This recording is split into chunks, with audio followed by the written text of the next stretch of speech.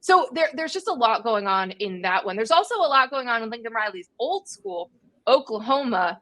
We got the Cotton Bowl this weekend, Red River Rivalry showdown. Texas favored by 14.5 points against Oklahoma. It's a top 20 game. Quinn Ewers expected back at quarterback for the Longhorns. And on the other side, true freshman Michael Hawkins Jr.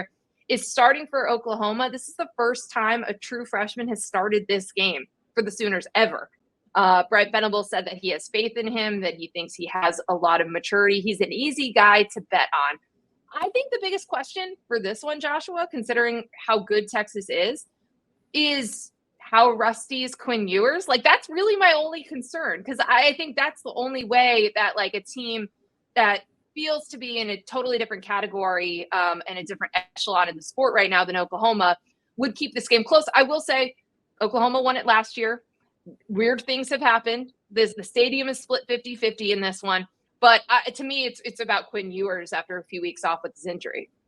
Yeah, I'm with you there. And it's interesting, too. Like, if Quinn Ewers, and this is not me wish casting anything, people, but if he goes out there and, like, throws 2 interceptions early, do they throw the hook and just bring back? No. Like, but I know, but so. it would jeopardize you in a game like this where weird things do happen in that rivalry. Like, those are the types of things that might be floating in the back of his head, too. So certainly that could play into this game. The other thing I'll just say is a quick note on Texas.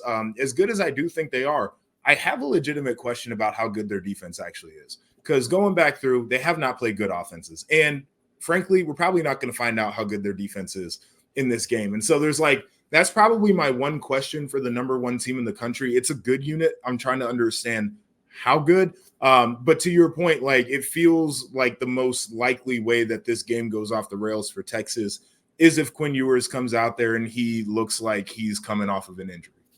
Yeah. And by the way, they've been super clear about him being QB1. I've seen a bunch of social posts about him being back. And so I'd be surprised if Arch gets into this game and it's not like it's all good until he throws a couple picks, puts the ball on the ground in the pocket, and then it's like, QB1. It sounds good. I know. But this is part of the reason that, like, there's a dynamic there, but they still are super envious, right? Like, nobody else has a backup quarterback situation like this. And getting Arch a couple starts actually really helps them for the rest of the season. So we'll continue to track on Texas. They're unbeaten. Number one team in the country after a well-timed bye when the rest of the sport, like, chaos fell and hit everyone.